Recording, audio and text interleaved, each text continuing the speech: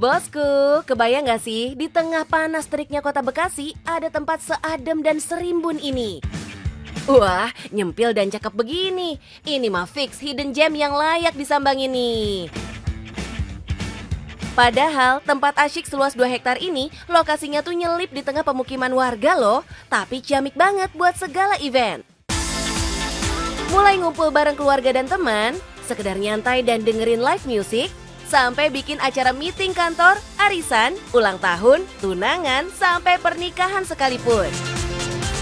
Pilihan menunya banyak dan harganya seru, mulai dari 20 ribuan aja. Yipi, dompet aman dong pasti. Apalagi kalau lihat omsetnya yang nyampe puluhan juta. Halo bos, mau tahu seberapa besar cuan dari bisnis cafe and resto ini? Ikutin terus di Cuan Bos.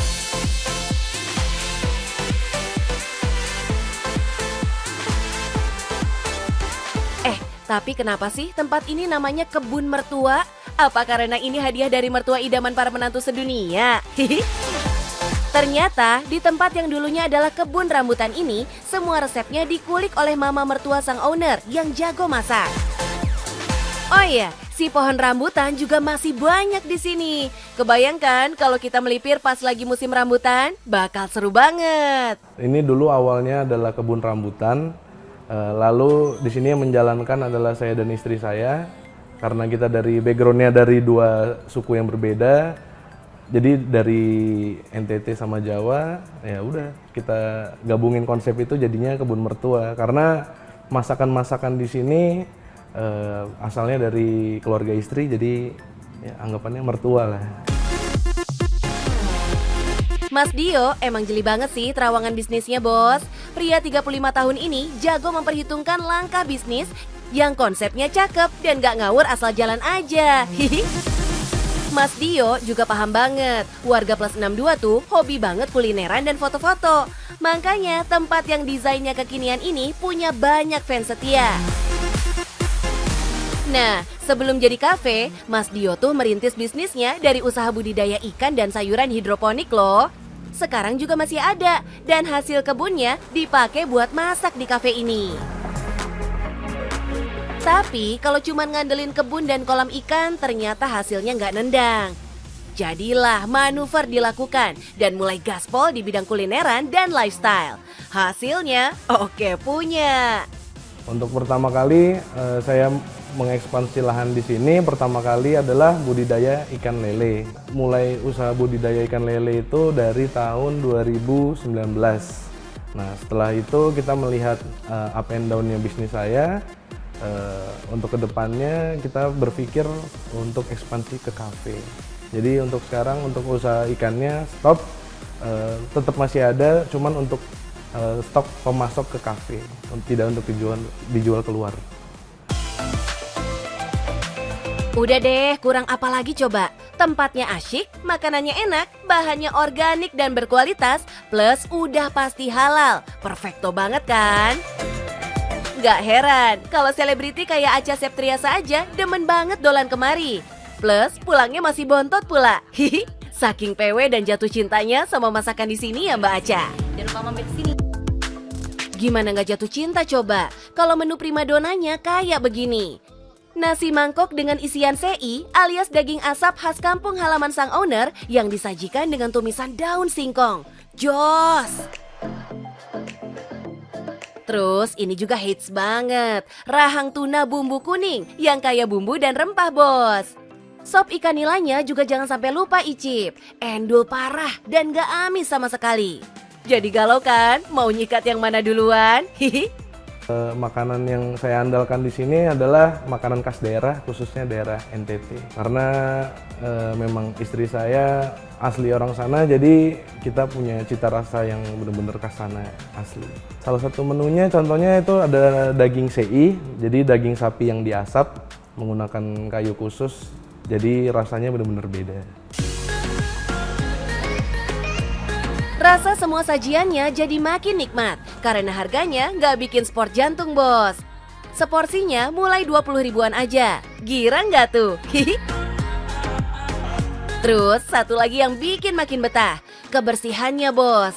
Timnya Mas Dio rajin banget bebersih. Jadi semua sudut lokasi ini jadi kinclong dan PW banget buat nongki berlama-lama sambil menghirup udara segar. Wah, kelihatannya sih bisnis lancar jaya ya Mas Dio. Spill dong, berapa nih omset per bulannya? Omsetnya per bulan ya, rata-rata mungkin di angka 30 sampai 50 sih. Buat sebuah usaha yang dirintis saat pandemi melanda, ini sih keren parah. Di saat yang lain pada gulung tikar, ini malah moncer. Nah, tempat outdoor yang luas begini emang banyak dicari buat healing waktu pandemi, karena lebih aman prokes kan? Ini nih bos, kalau jeli endus peluang terus digarap dengan serius, tim marketingnya juga rajin banget bikin konten promo yang ciamik di sosmed. Dan inovasi menunya nggak berhenti dilakukan. Hasilnya, bisnis pun ngembang deh. Gimana bos? Udah kepikir mau rintis bisnis kayak Mas Dio? Nih, doi ada pesan penting buat bos-bos semua. Up and down-nya sebuah bisnis itu adalah hal yang lumrah. Tapi yang terpenting, saya punya 3 tips untuk kalian. Yang pertama, kerja keras dan disiplin. Yang kedua, jangan pernah menyerah. Dan yang ketiga, selalu bersyukur. Tetapi yang terpenting adalah selalu cuan bos.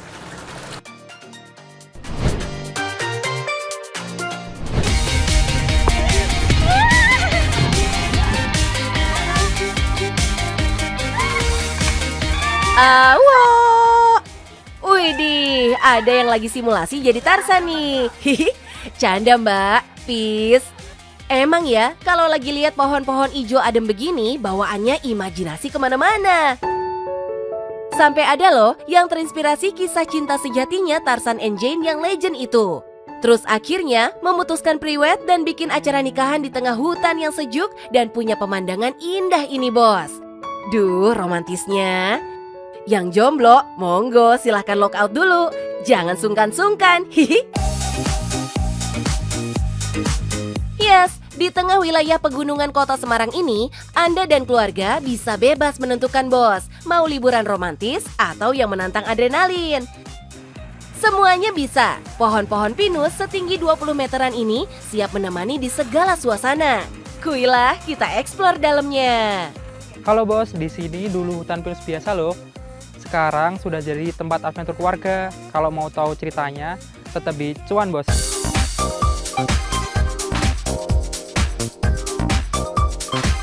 Yes, di sini tuh hutan pinus inilah yang jadi bintang utama. Di badan pohon jangkung ini dibikin berbagai permainan yang menantang banget. Semuanya jadi satu rangkaian yang kudu ditaklukkan satu-satu. Wah, asik banget nih. Kayak gini nih bos, tantangan high rope yang bikin kita kudu melangkah ekstra hati-hati biar nggak jatuh terjun bebas. Hihi. Terus ada Tarzan Jump. Ya, sesuai namanya, kita kudu bisa melompat lincah ala Tarzan. Dan jangan lupa mendarat dengan pegangan jaring kuat-kuat di akhir lompatan bos. Hihi. Jangan lupa juga, seluncuran terbang pakai tali ini dicoba juga. Seru banget nih Flying Fox-nya. Kita bisa meluncur di antara batang-batang pinus. Nggak kalah sama benteng Takeshi atau Ninja Warrior nih bos. Hihi. Di sini semua permainan dijamin aman buat anak dan dewasa. Tapi jangan lupa ya, dengerin baik-baik safety guide dari mas-mas ini. Harness dan semua tali pengamannya juga kudu seret masangnya. Kalau udah mantap begini, kan jadi pengen nyobain yang agak ekstrim. Jajal zip coaster yuk bos, favorit banget loh ini.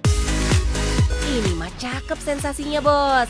Perpaduan antara roller coaster dan Flying Fox dengan lintasan sepanjang 600 meter terbuat dari besi. Wih, jalur ini muter-muter melingkar melintasi pepohonan di ketinggian. Bikin deg-degan sih udah pasti.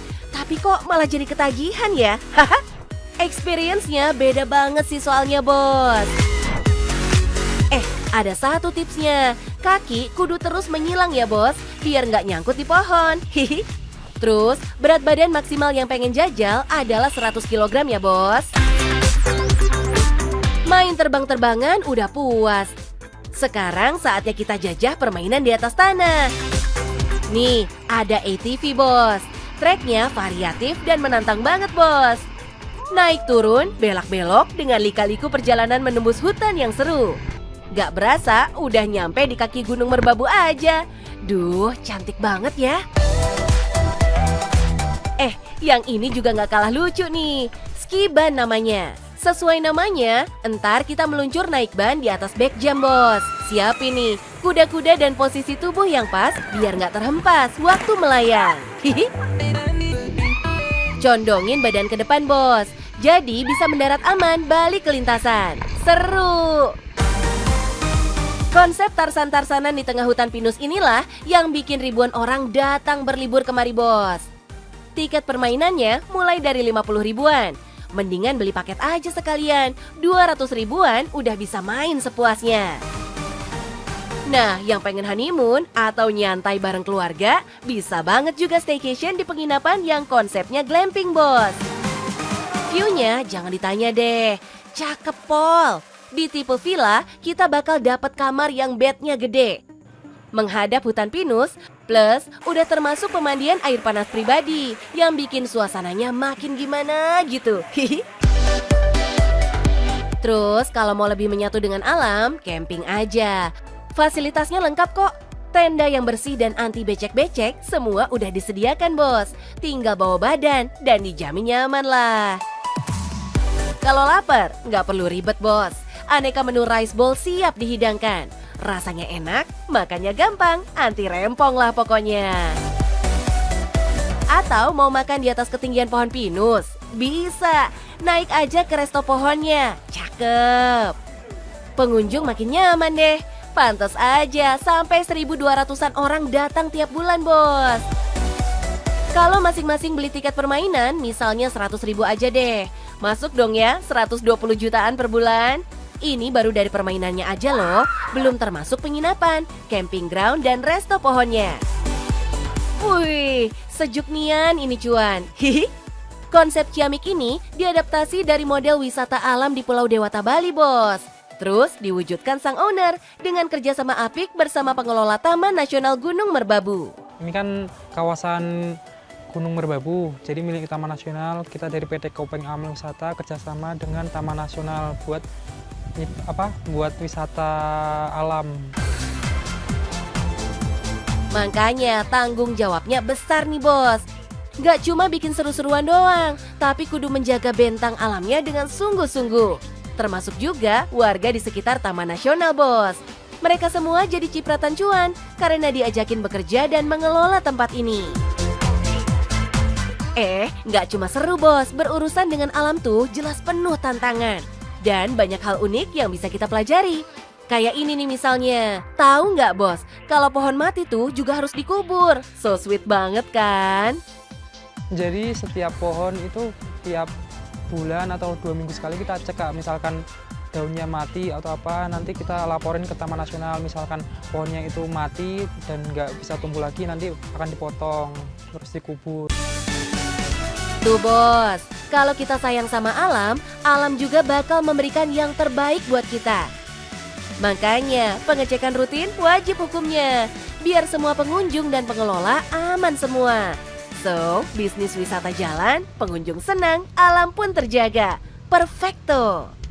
Gimana, bos? Kalau mau bisnisnya baik, harus ada kerjasama dengan pemerintah dan warga setempat. Yang penting cuan, bos!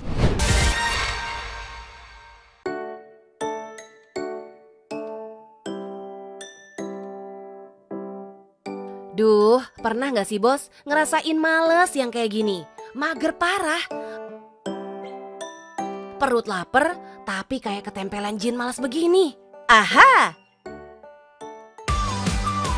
Untung aja, pas buka kulkas nemu beginian. Paket masak praktis yang tinggal cemplang-cemplung aja. Mana pilihan menunya ada banyak, harga terjangkau pula. Wah, idaman semua ibu yang super sibuk dan semua orang yang jadwalnya padat nih. Kalau begini caranya sih, semua dijamin bisa masak. Dan rasanya dijamin enak.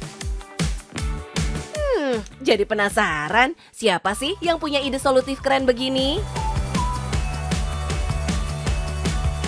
Halo bos, masih bingung mau masak apa? Masak mudah, anti ribet, kita ada solusinya. Jangan kemana-mana, tetap di Cuan Bos.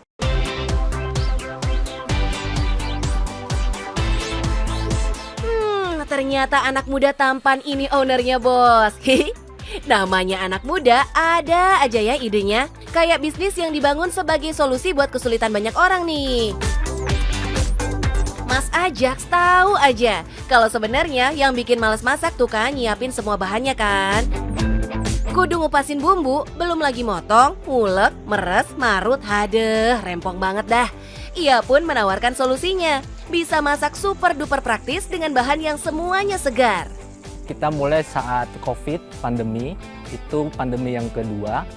Di situ kita lihat banyak ibu-ibu, khususnya ibu-ibu yang ingin memasak setiap hari. Nah, dari situ saya melihat dan juga tim ada kesulitan dalam mempersiapkan proses memasak. Nah, proses memasak yang sulit ini, kenapa nggak kita tolong dengan membuat suatu bisnis mempercepat proses masak itu. Keren ya, di tengah pandemi berani mengawali bisnis dan terbukti sukses begini.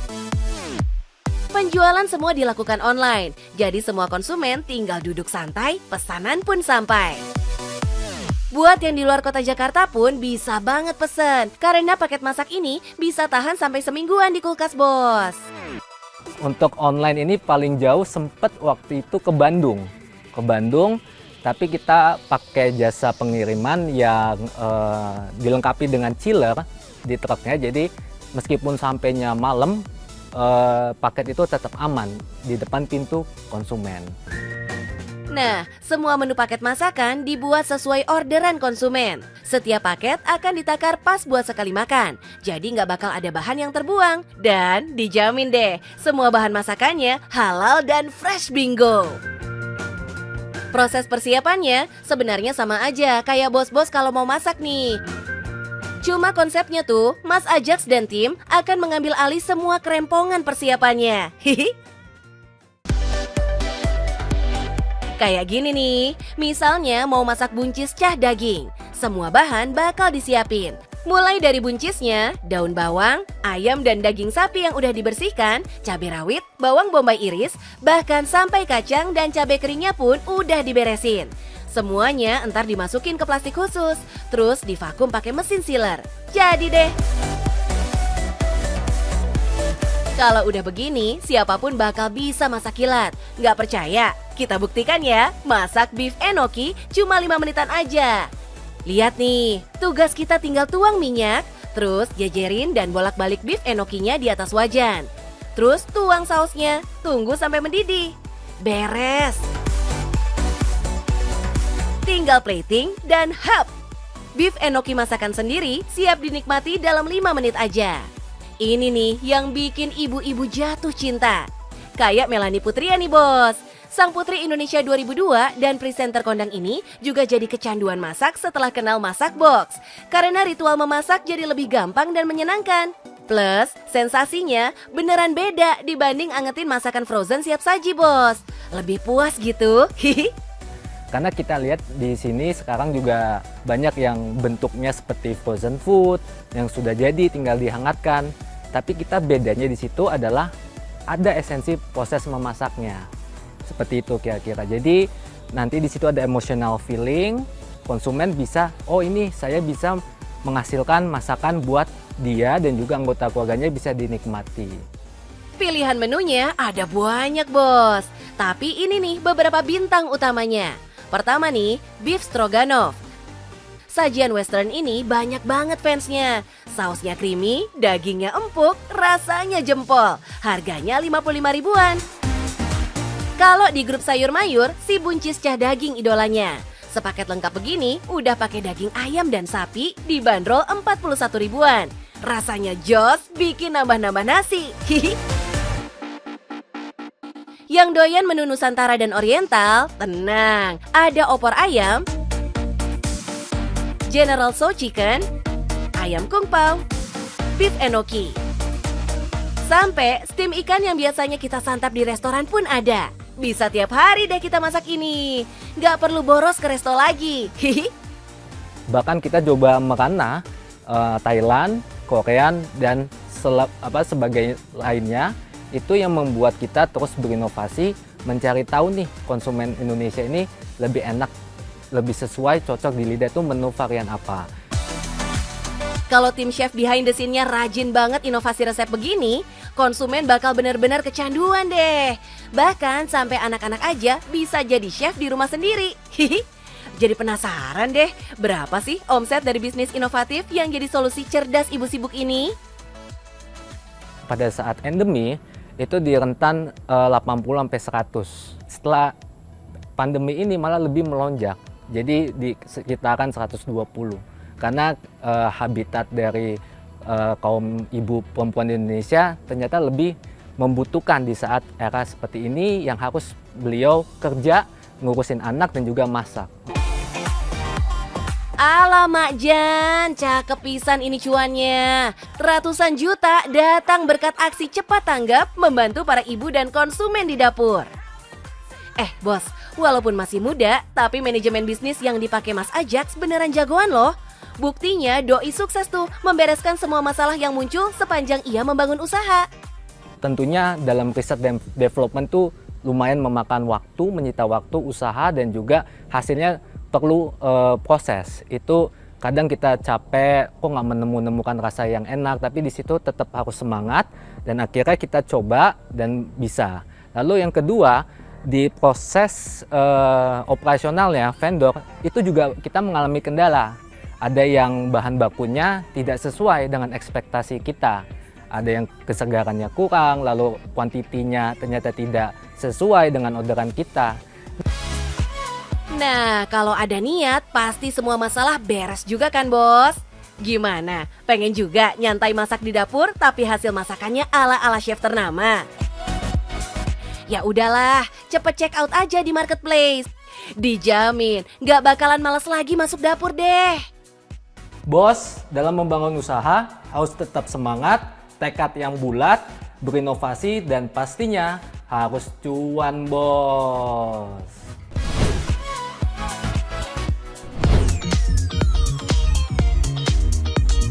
Jadi petani nggak bisa keren? Bos, kemana aja? Sekarang zamannya petani milenial moncer menuju puncak, Bos. Kayak petani muda asal Ciwidey, Bandung ini. Setiap hari, 40 ton labu acar bakal dia boyong dengan armada truk memenuhi pasar-pasar se-Jabodetabek. Wedian, pantas aja Doi kaya raya, Bos. Omset perharinya aja sampai ratusan juta. Kuy, langsung kenalan aja sama bos yang satu ini. Halo bos, hari ini saya lagi ada di kebun labu acar.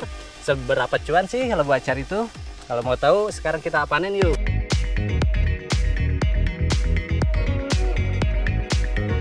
Kang Dede nih dikenal juga dengan nama Dede Reggae. Cocok sih, abis tampilannya keren juga.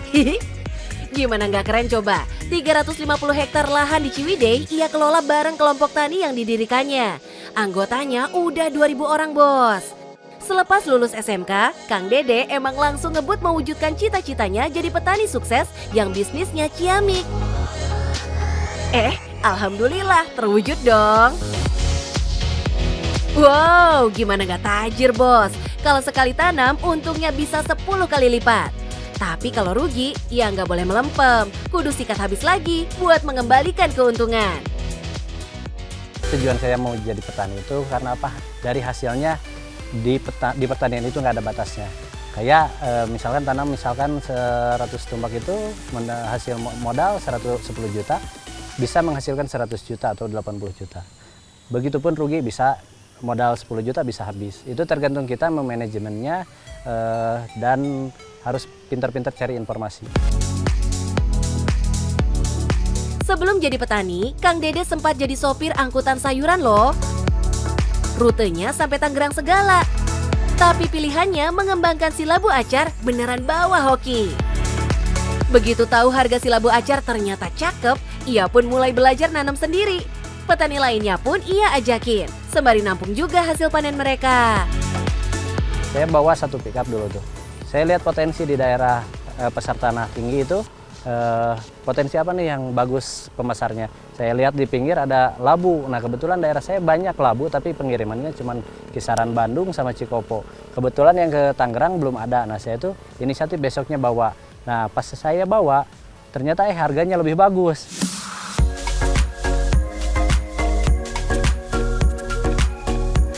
Si Siapa sangka, karena kualitas labu acarnya juara, permintaan makin banyak. Sampai akhirnya, lahan pertanian di kampung halamannya sekarang hampir semuanya isinya labu acar.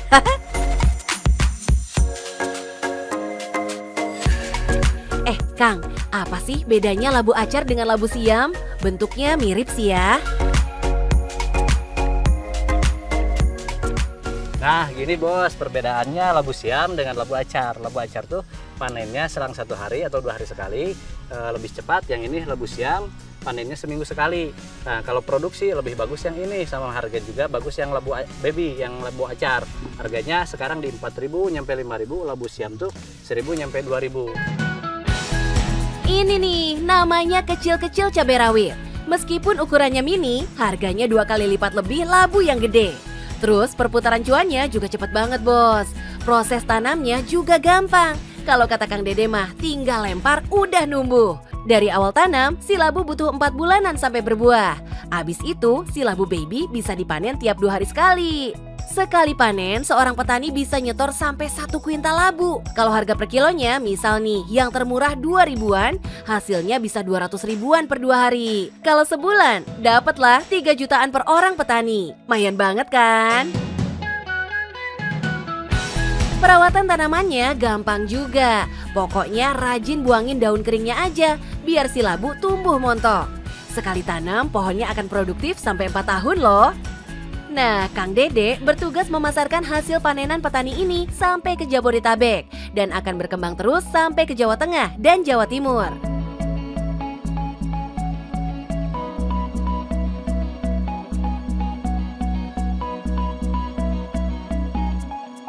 Kang Dede kerjasama dengan sang istri mengelola keuangan dan sosial media biar pemasaran makin luas. Wah, kompak banget nih pasangan muda ini. Salut deh. Oh iya, Kang Dede juga rajin ngonten di YouTube loh, biar masyarakat makin kenal dan sayang sama si labu acar. Sekalian berbagi ilmu buat semua orang yang pengen bertani si labu. Baik banget sih Kang, gak takut persaingan makin ketat nih. Ternyata enggak bos, Kang Dede percaya rezeki kita udah ada yang ngatur, jadi aman deh. Nah, meski udah sukses, Kang Dede gak lupa tuh gaul terus bareng rekanan di lapangan, sembari minta masukan dan dengerin curhatan para petani yang lain. Pantes aja, walaupun usianya masih muda, tapi Kang Dede disegani hampir semua petani Ciwidey.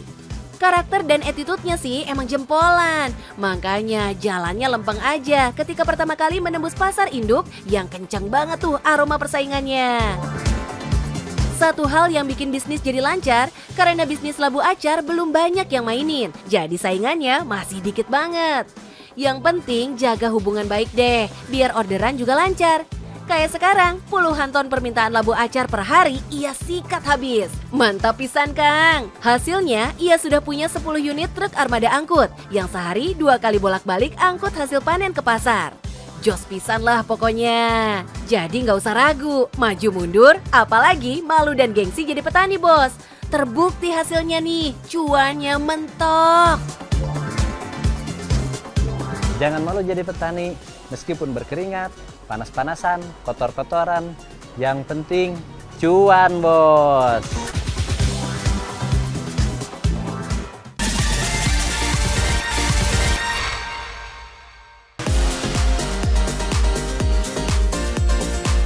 Siapa nih yang pengen banget bisnis tapi tabungan masih minimalis? Ada loh bos, usaha yang bisa dirintis dengan modal under 1 juta. Pertama, nih jasa print stiker. Beli aja printer second bos, terus modalin kertas stiker. Jadi deh, pasarnya luas loh, terutama kalau kerjasama dengan perusahaan ekspedisi. Banyak tuh kebutuhan stikernya tiap hari. Mulai dari stiker fragile sampai stiker tanda resi. Kalau pas lagi gila-gilanya musim belanja online, pemakaian stiker ini bisa ribuan lembar per hari loh. Nah, kalau yang satu ini malah nyaris nggak pakai modal bos. Jasa penulis lepas. Asalkan ide kreatif lancar mengalir, energi berlimpah buat menulis, bisa banget jadi duit. Bisa juga kan ngetik di HP, atau beli laptop second aja, biar nulis makin nyaman. Jilbab juga menjanjikan banget bos, Apalagi sekarang kaum muslimah makin kreatif model fashionnya. Bisa modal irit buat kulakan kain, potong kotak-kotak aneka ukuran, terus kerjasama bareng penjahit buat percantik bagian pinggirnya. Jadi deh, ringkes dan gak makan tempat pula kan? Jadi digarap di rumah pun bisa banget. Nah, kalau ini idola anak muda banget. Thrift shop alias barang second yang masih bagus. Tinggal siapin waktu buat hunting barang pre-love bermerek, kualitas ciamik. Terus jual deh dengan konsep vintage atau retro. Bakal ngantri tuh yang beli. Cus, mulai bos. Nggak nyampe 1 juta loh ini modalnya. Semoga cepet cuan ya bos.